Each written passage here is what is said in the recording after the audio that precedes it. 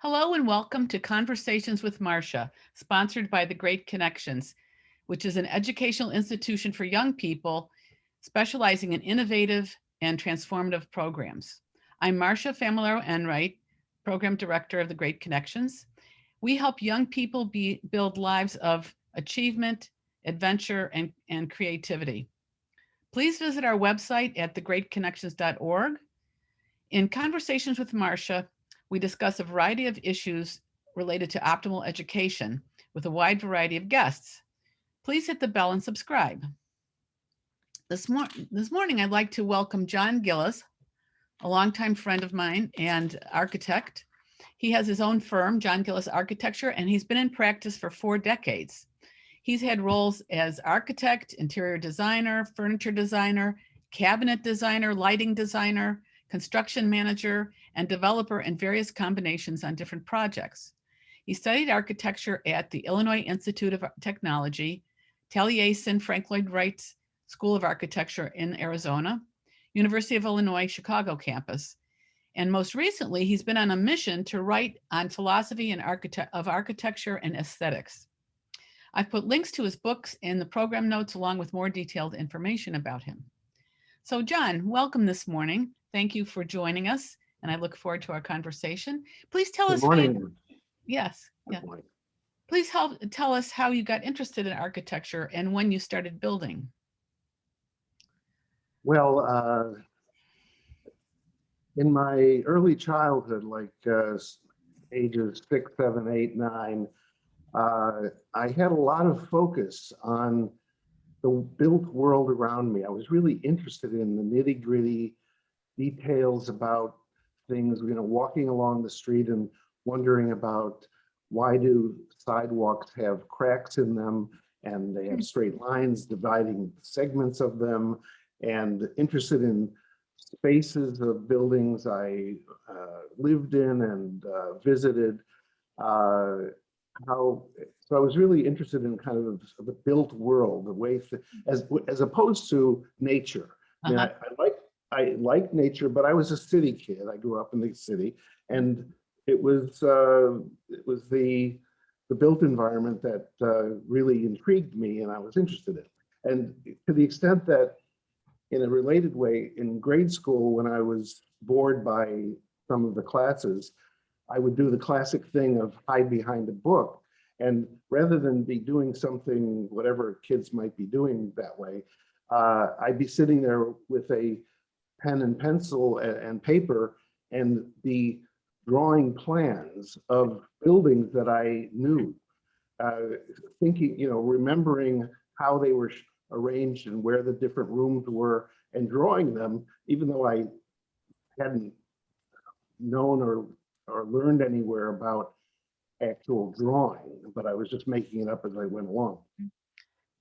And then that is so fascinating. I mean, I find that stories like that with different people, and it's just so fascinating how this interest, a particular person's interest, focuses on one element of the world around them. My son was, as a kid, was always interested in moving things around and in motion in reality. And then he ends up being an aerospace engineer in guidance and control systems. I mean, it's just funny how it turns out. Yeah. Well, it makes sense. I mean, it's organic. It's a clear progression. And so by the time I was in 7th or early 8th grade, I realized that I really was fascinated by building things, even though I had not been, as a child, involved in building. My father was a grocer and a butcher, so he didn't do building things. But I was fascinated by it, and I can remember the day telling them that I wanted to go to a high school and college where I would learn how to design buildings. So when I did that, when I made that identification about what I wanted to do, I went to my favorite local bookstore and said, okay, I want you to tell me what books you have about building, about design, about architecture, which is a word that I just finally understood after I Oh. decided I wanted to be in the building business in some way. And so the library, not the library, the woman who ran the store, oh, she said, well, okay, here's our architecture section. And she showed me books by Mies van der Rohe and Frank Lloyd Wright and Le Corbusier and so on. So I bought one of each of them. And then she said, oh yeah, there's also a novel. Oh. And she took me over and said, here, this one, The Fountainhead, it's about an architect. Oh. So I took them all with me. And the one of the good things about my childhood and my parents was that because I was a real bookish kid, and because I was kind of entrepreneurial in a way, I convinced them to give me a separate allowance for books. Not to touch my regular allowance. Yeah, right. But give me a separate allowance. So I always had money for books. That's great. So I grabbed all these books and I started reading them, and it was all fascinating to me. And then of course there was the world-changing, person-changing, myself-changing condition of reading The Fountainhead and going on and being fascinated by all of her work, both fiction and nonfiction. So that's how I got started in the area. So let's see. Le Corbusier, Frank Lloyd Wright, Mies van der Rohe are all very world-influencing architects, right? Right. I have two questions. You grew up in Chicago. Did you play a lot with Legos or any of these things where you could build things? Yes, actually, I had a set of, they weren't Legos, they were called American bricks. It was the American Brick Company, and they were shaped exactly like bricks, but they had little prongs on them, sort of like Legos, so they interlocked with one another. And that was the bulk of them, but there were also special pieces for end conditions and so on. So I used to play with those, but I don't think that was ever really a significant part of what got me excited about it. In fact, I used to build the various little structures, and they were very crude and simple. And then I would take this was my inner demolition person. I would take my little gun that had a rubber tip on it, and I would shoot rubber, arrows at it and see where I had to hit it to break it open. Oh, So, not exactly an architectural thing. I have seen a lot of boys who like to do that. They like to build things with Legos or something like that and then destroy it. Oh, really? Okay. Yeah. Right. Yeah. So growing up in Chicago, did that have any influence on you in terms of architecture? Because we're very famous for our architecture in Chicago, the city having been destroyed and then rebuilt. Right. Well, it was fortunate to be there for that, but it didn't directly immediately affect me. You were young. It was yeah, right. When I finally decided, okay, I want to be an architect, I'm 12 and going on 13. And it wasn't until I was maybe 15 that I started to go and see some of these things in different parts of the city, which were not near me.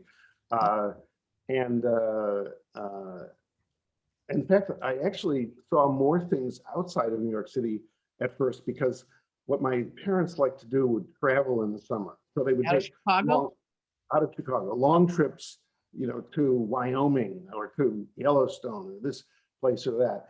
And by the time I was 14, and because I found among these various books that Mies van der Rohe, Wright, and Le Corbusier and other architects, that it was Wright's work and Louis Sullivan's work, his mentor, that really excited me. I would plot the path of some of these trips so that we would go through certain states and cities to see works by one of those architects. You mean you would get your parents to do that? Yeah, right. Oh, that's cool. It would be, we would reach the goal that they wanted, but we would take this path, and they didn't really care so much about where they were going. It was just the process of traveling that was interesting to them. So I learned a lot about and got to see things around the country. And then in Chicago, when I really realized how much there was in the suburbs of Chicago of Frank Lloyd Wright's work. And then I went to IIT, which is Mies van der Rohe's education Campus. Yeah. mecca, Yeah.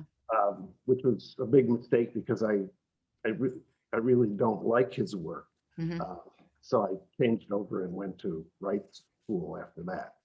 Well, I don't know if you've seen it lately, but the buildings have not held up well either. They look terrible, in my opinion.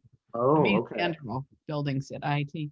So what attracted you to Frank Lloyd Wright and Louis Sullivan?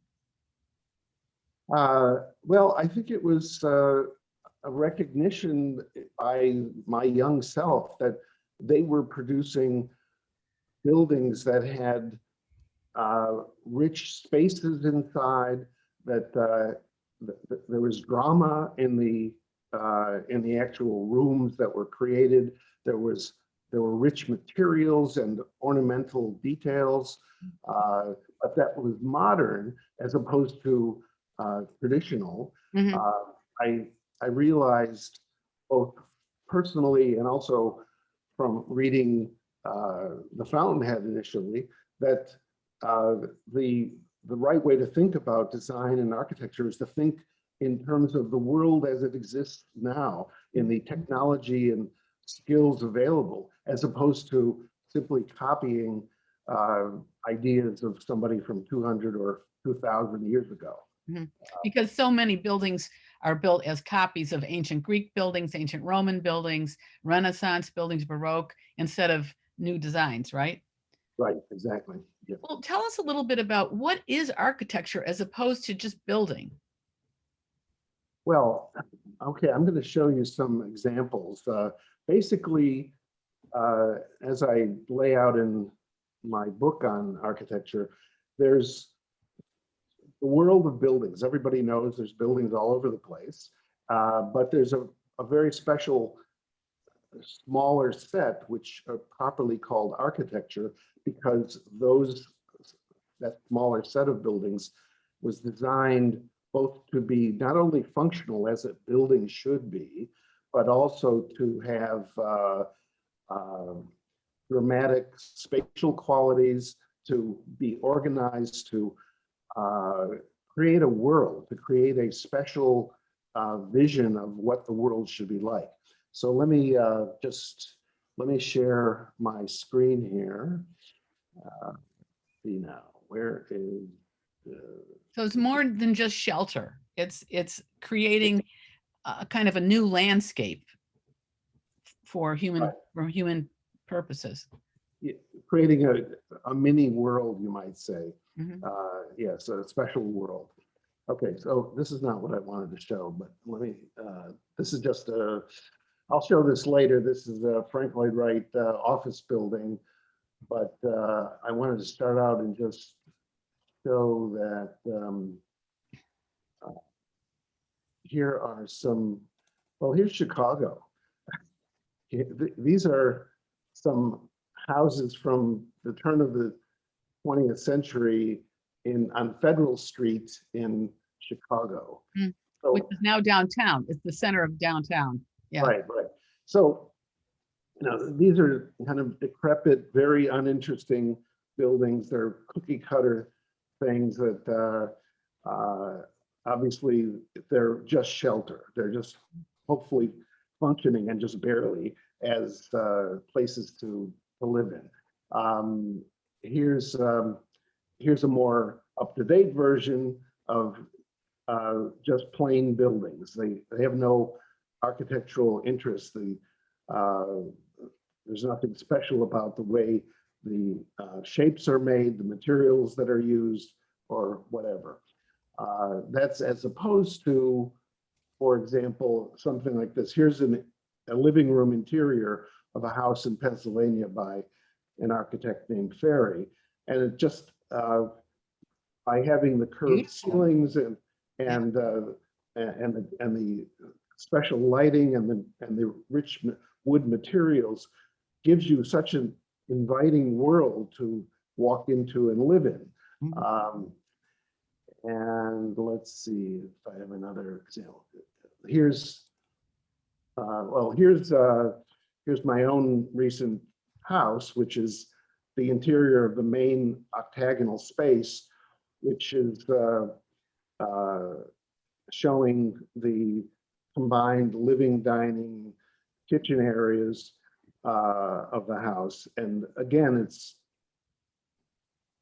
it's different than just plain shelter, plain function, because one could have just made it a completely flat, uninteresting space, but by having the beams exposed and having special details in the beams and having the beams at slightly different heights, you create a rhythm and a movement in the space. You can almost see them going around. Right, yeah, exactly right. There's metaphorical movement, and it gives you when you walk into the space, your head is lifted by seeing where it all is heading and where it's going up. So that there's an emotional effect to simply the way you've placed the beams and the walls and the ceiling shapes and the light. This is a concrete octagonal house you built in Kansas City, where you live, right? Or near Kansas. You live in Olathe, Kansas, near Kansas City now. Right, exactly. And if I remember, you said it withstands winds up to 300 miles per hour. Right, it's the highest category tornado is usually listed around 250 miles an hour. And so, yes, it's able to do that. So there you combine special form for security with the beauty of the design. Right, the octagon, which is close to a circle, is the strongest geometric form. It can withstand pressure from all sides. So that's why it's octagonal as opposed to a rectangle or other typical structure. Here's one more, just let's see. Here's one from the outside. This is a house in upstate New York, which shows the use of both the rich wood of what's called ironwood, which is a fireproof, waterproof wood set into a geometric pattern that controls the way the windows work, and from the, I don't have a photograph of the inside right now, but it also has a central stairway which unites all of the spaces all around it and gives it an integrated feeling when you're walking around in it. Okay, so that so your question was it's about what is architecture as opposed to I think that gives you the idea that, you know, there can be plenty of buildings. You know, here's just to bring up another case. Here's a completely empty building, empty in the sense of it has no visual attraction or meaning. It's just an office building in the suburbs, or you take something like they look like they tried to do something decorative with this, right? But it's just coming down there, but it's not a roof, right? It's a no, it's just some kind of metal panels, yeah. Or take this this case. This is Penn Station in New York, which this is actually a really good photograph of it because normally there's a lot of trash and dirt in it. This one is a cleaned up photograph, but it's for a train station to have such constrained spaces and low ceilings and sterile appearance is not giving you any kind of emotional effect other than maybe some negative feelings of claustrophobia and uninteresting. Compare that to what used to be there This is Oh, boy. what the original Penn Station was. Mm, And they tore it down for various complicated economic reasons and put in what you just saw a moment ago. mm, This is by comparison an incredible spatial extravaganza showing this the way it's supported, but the whole support structure, like in the house I showed you before, my own house in Kansas, where you're letting the structure be part of the visual excitement. mhm. And this also provides lots of light and air within it. So that's what architecture is versus those other non-architectural things. It's somewhat ironic that they tore this down and put that compressed space in for Penn Station, where on the other hand, there's a lot of newer housing, more expensive housing, where they have big cathedral ceilings and there's a lot of open space in it. That's what people seem to want. So Right. what is it that this does for us that makes it important to human life, or that why we should even pay attention to it? Well, the core reason is because architecture is the only art form that actually uses the medium of space. And so in doing that, it creates little worlds for you, whether it's in the house or whether it's like this in a train station, or whether it's like this office space at Johnson's Wax in Wisconsin, which Frank Lloyd Wright did. Where imagine every morning you're going to work and thinking, okay, when I arrive, this is what I'm going to be walking into. And I'm going to go and I'm going to sit at this desk over here and enjoy the environment around me and all the light filtering in and the geometry of the structure giving me a sense of order about the world as I'm going about my business of whatever it is. I'm selling products or helping to manufacture products, etc. So it's architecture creates these worlds, these contained worlds, which are really spaces and materials and forms that can have this diffuse emotional impact on you all day long, as well as the occasional case when you go to something like a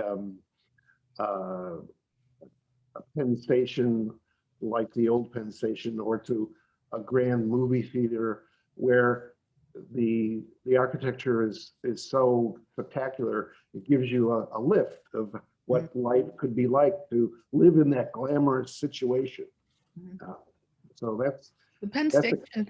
At Penn Station, I thought walking into it, I'd also get that it would be combined with the sense of the excitement of travel. right. I'm going to see new exciting worlds, and this is one of them.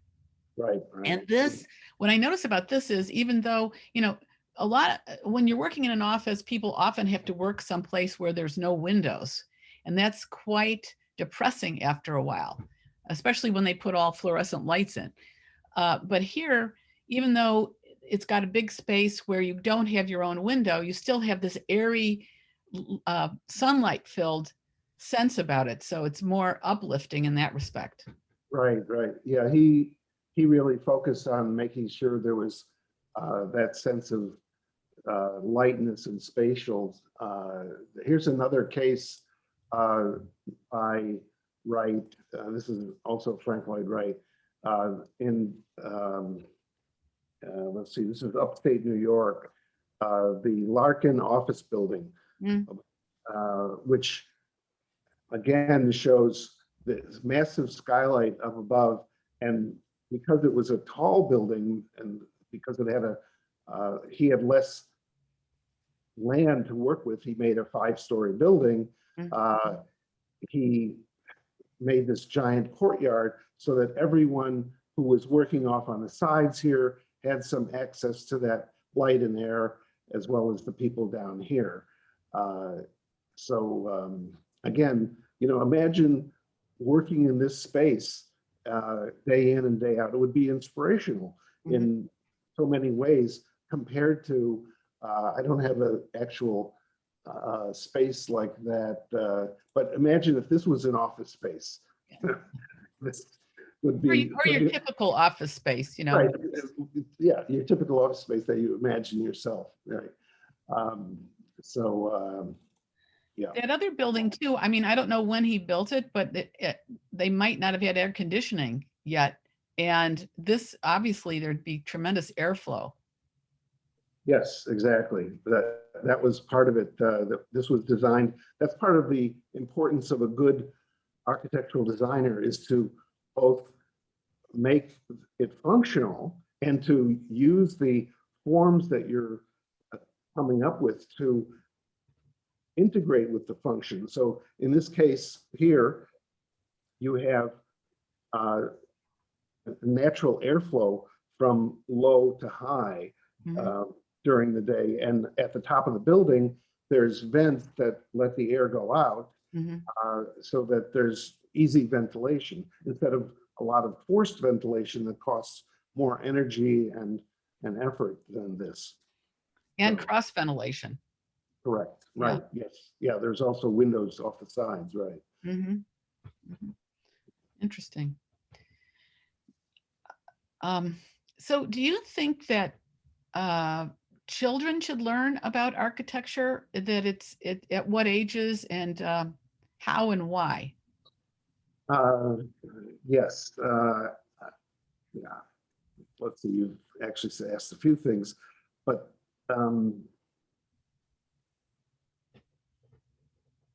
I think that adolescents from the ages of 6, 7, 8, 9 can be made aware of the spaces that they come to live in or to visit. And by just a simple process of a teacher pointing out things after they've been in the space or when they're in a space, like going to a museum or going to, to visit places like an office building, just in the normal process that teachers usually have field trips, would be to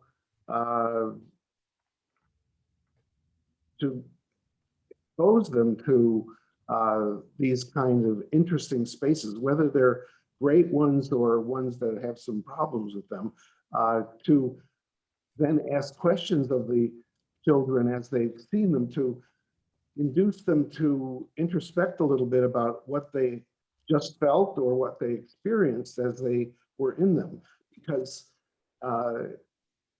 it's probably not immediately natural that all children will do that. They will often have their own little focus in their world and just walk through spaces, and it's not important to them. But so there's obviously going to be a lot of variation. But if a teacher wants to have children start to understand the special world that buildings can offer and the emotional effect they can offer, you have to do it by having real field trips, not by showing them photographs like we're doing here today. Because as good as photographs are, they are certainly better than nothing. Architecture is a three-dimensional art form. And there's nothing like actually walking up to the building, walking through the doors, and being exposed to the changing space as you walk through it, the high parts, the low parts, the different materials, the lighted areas, the darker areas, and how they all cause you to have certain emotional reactions to them. So getting them out to experience it, and then to prompt them with a few questions or conversation about what is it about this place that made most of the kids that they go in go, ah, or ugh, or whatever it was. Yeah. Did they feel claustrophobic? Did they feel tense and upset about it? Did they feel excited and happy walking into the space, etc.? Will start to give the kids some appreciation for that art form. And what will this do for them in the long run?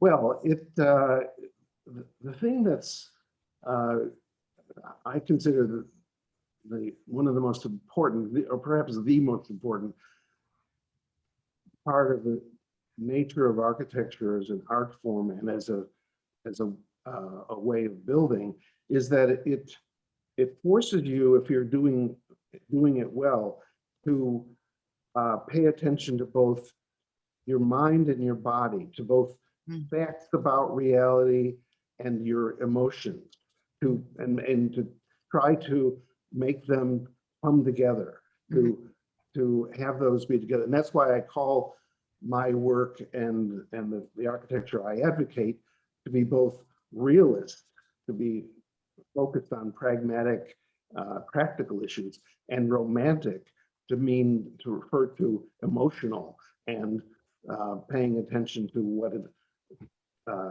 helps you experience about the world. So I think what architecture can teach youngsters as well as adults is that when done well, they really, such work really create a integrated way of looking at life as both factual, practical, and affecting your mood in your life at the same time.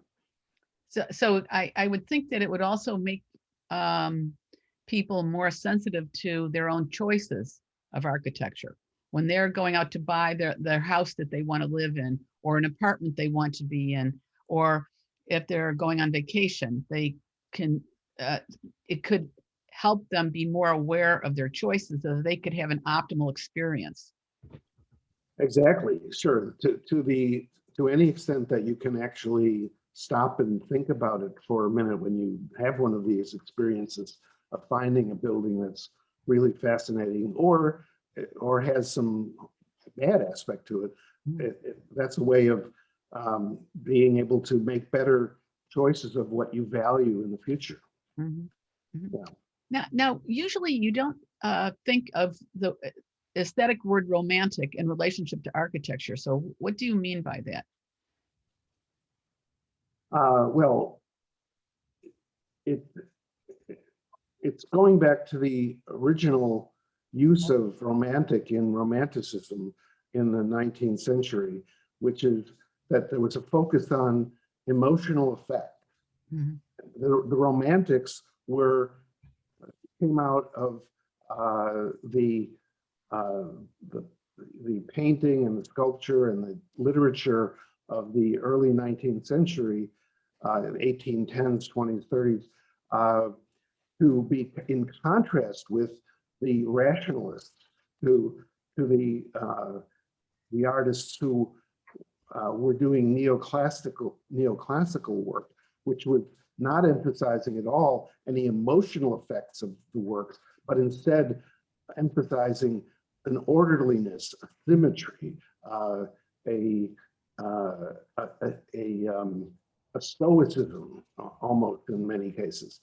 So the Romantics were the emotional ones, and it went in the bad direction of intellectuals like Rousseau, who said emotion is everything. And that's why I emphasize that the proper way of thinking about architecture and many other arts is both from a realist standpoint, from a factual standpoint, and at the same time, all in the service of a world, a metaphysical, a worldview kind of emotional response. To create the most inspirational and enjoyable environment for yourself, or be in such an environment like that. Exactly. Yes. Right. I mean, for example, the Penn Station just gives you that feeling of inspiration and light and, great things happening. Right. So I understand you've been writing a lot about these issues lately. You want to tell us a little bit about your books? And we'll have information about them in the program notes. Okay, sure. Well, my first one, well, over many years, I've written articles for various magazines, Reason Magazine, the Foundation for Economic Education, Freeman, for the IEA, which is an organization in London that writes on economics. I've written essays about architecture, about art. I've done reviews of various works, such as getting to go to the Sistine ceiling when it was being cleaned many Sistine years Chapel, ago.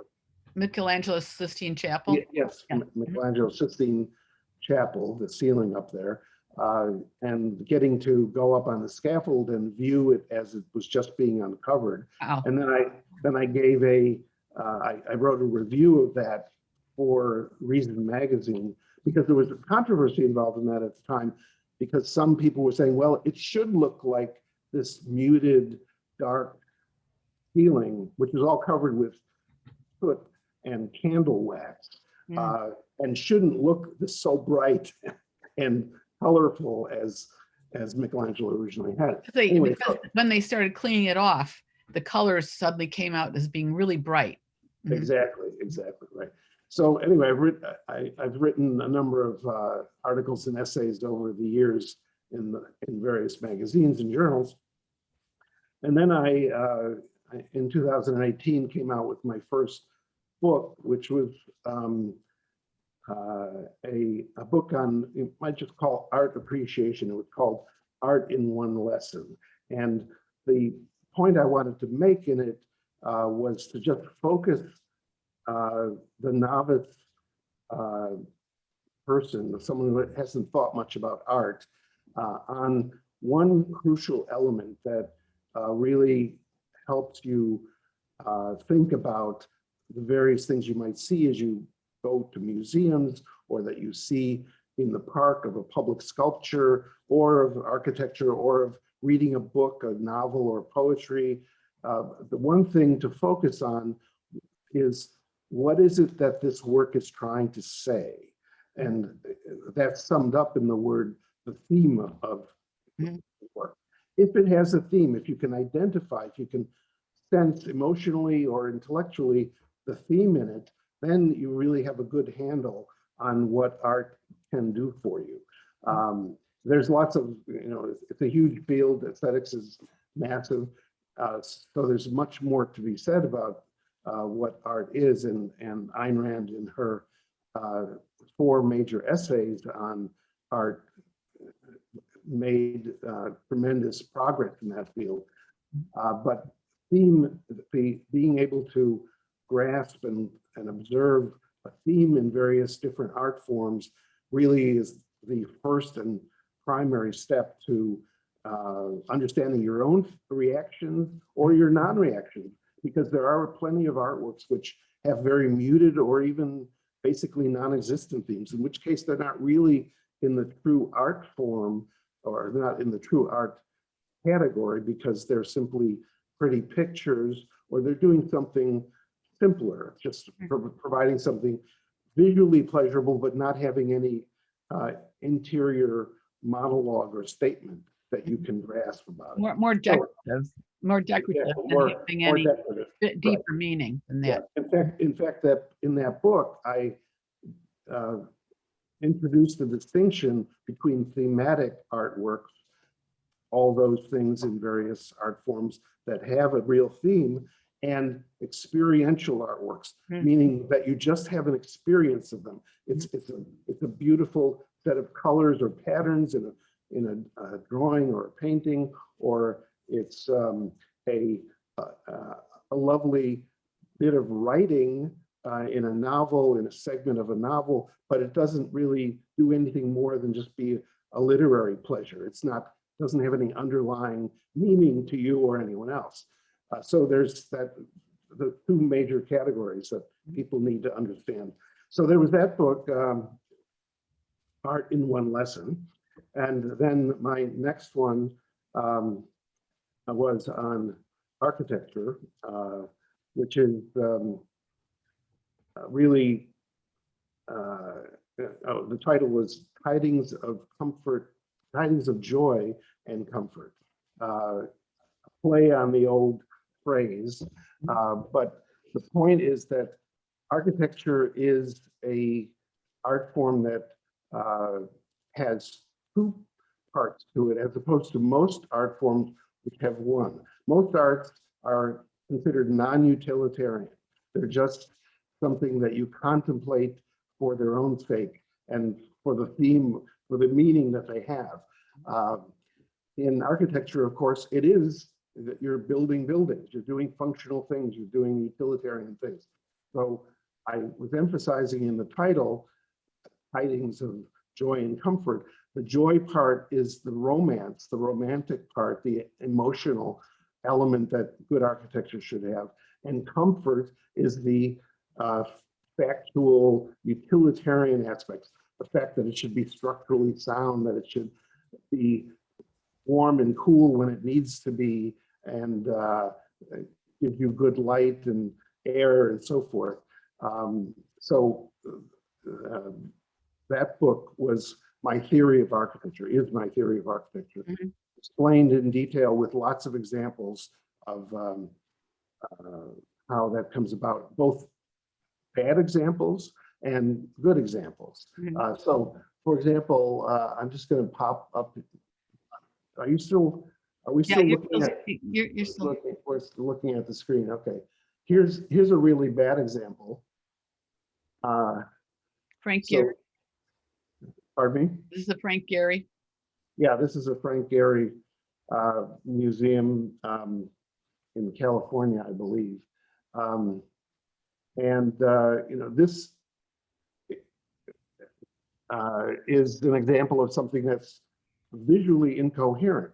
And unfortunately to me, there are some people who actually find that interesting or attractive because I guess it matches their own view of the world, their own way of looking at things. They like the chaotic aspect of this, and perhaps they wouldn't like to go to Wisconsin and see this incredibly ordered and rich building by Wright. So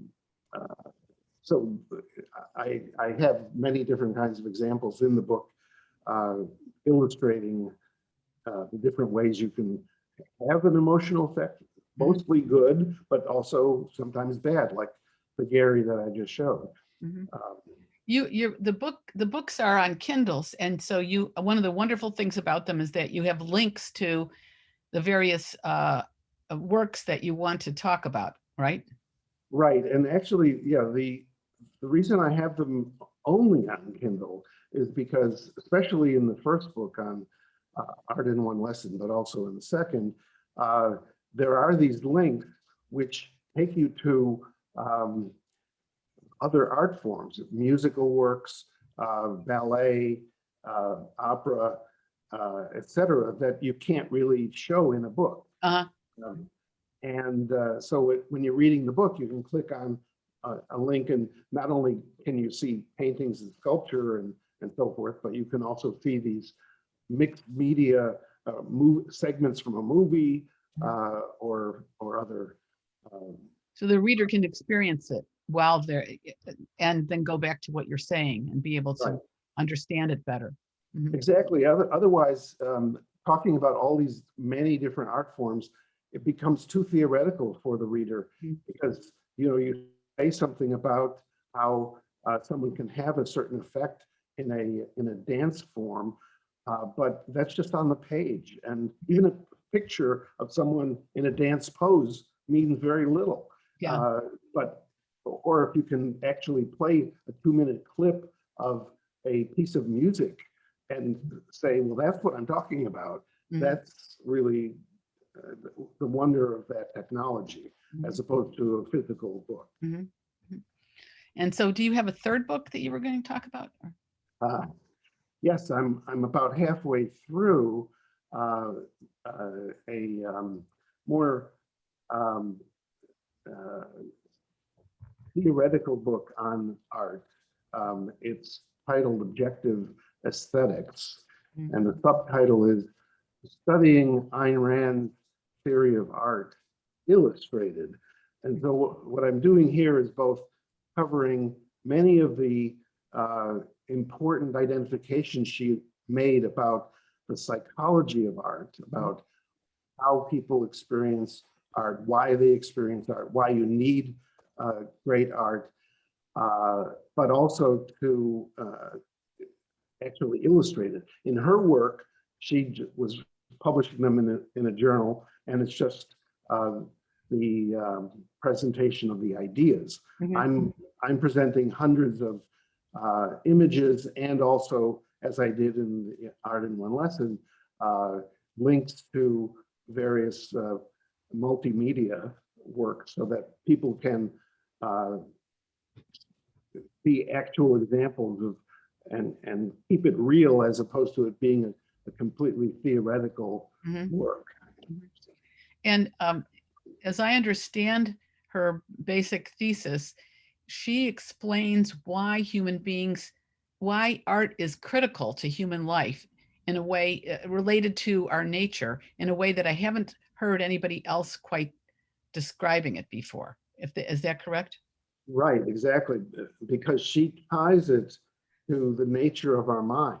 Mhm. Uh, and when you go back, in fact, in um, the the early part of this book that's forthcoming has a couple of very longish chapters giving a very short summary of the entire history of art theory, of aesthetics. Mhm. And it goes and it shows you what various uh, theoreticians and philosophers thought about art, and they tended to just focus on um, the uh, the emotions that one can experience without getting to why are those emotions occurring, and why do we need them? Why do we want them?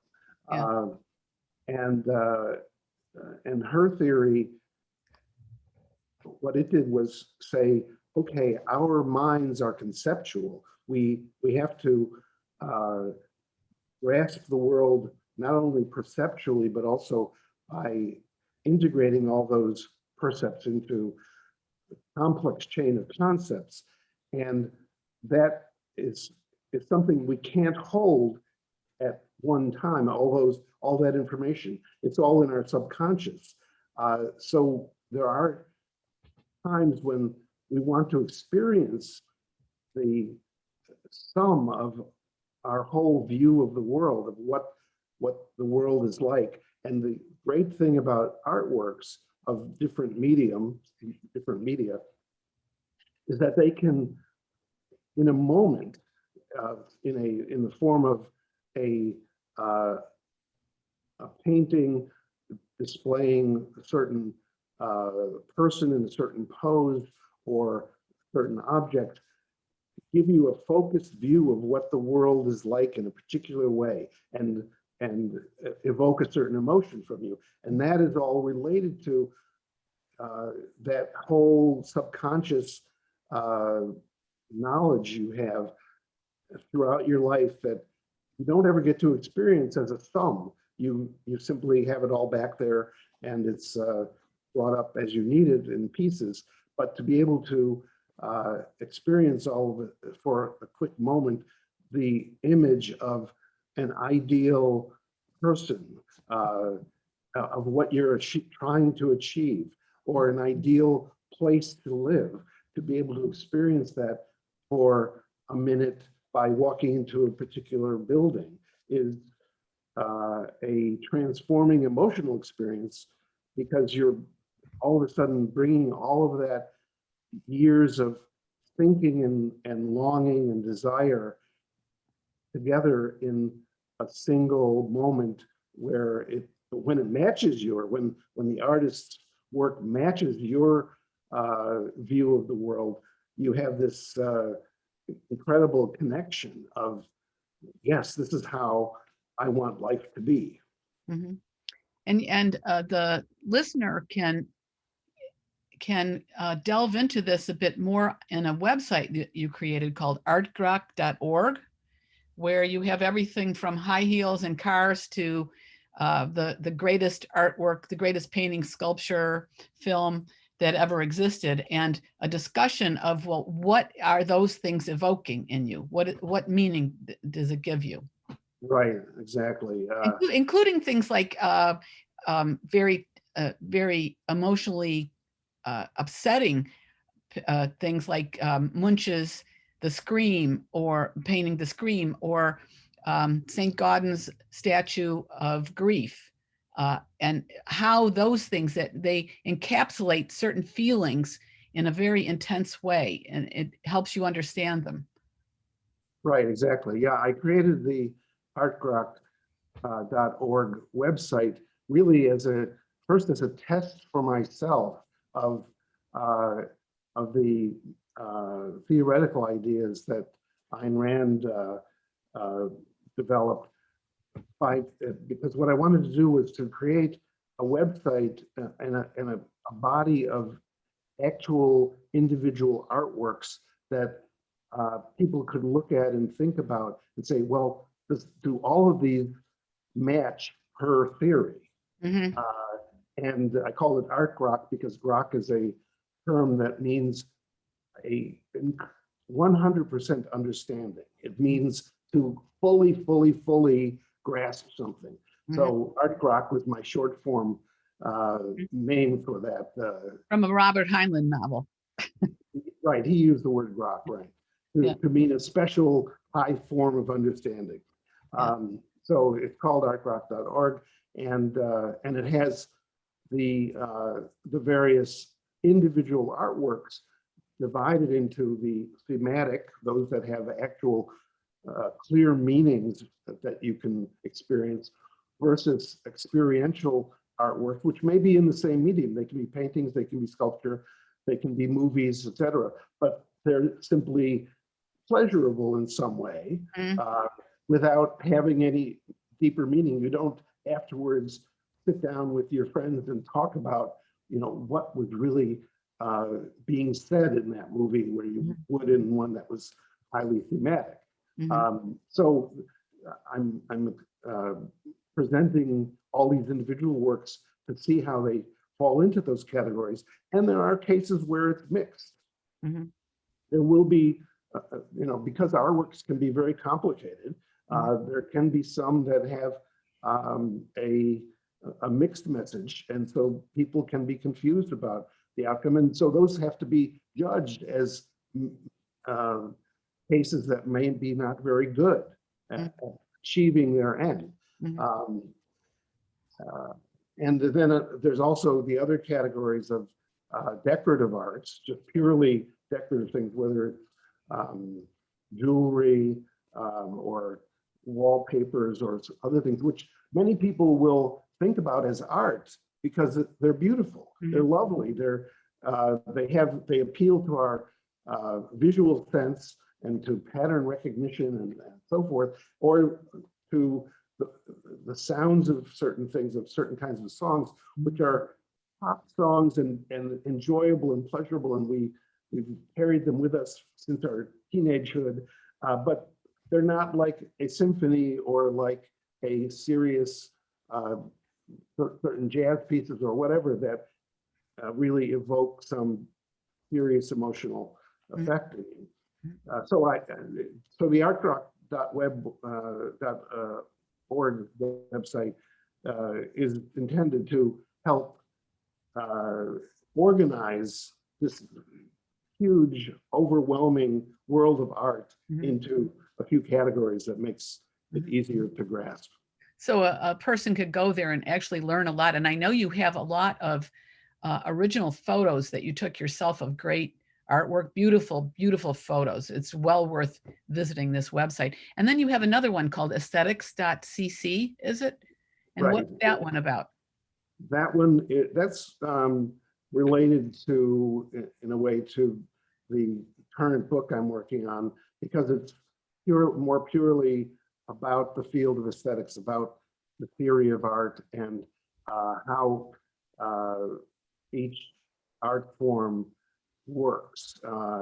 So aesthetics.cc it's an ongoing process of adding essays, articles by various people in different fields, whether it's my own on architecture, or Ayn Rand writing about novel creation, or whether it's writing about poetry or emotions in art. So various different topics in the field of understanding art. So it's kind of a rich resource of aesthetic theory. Right.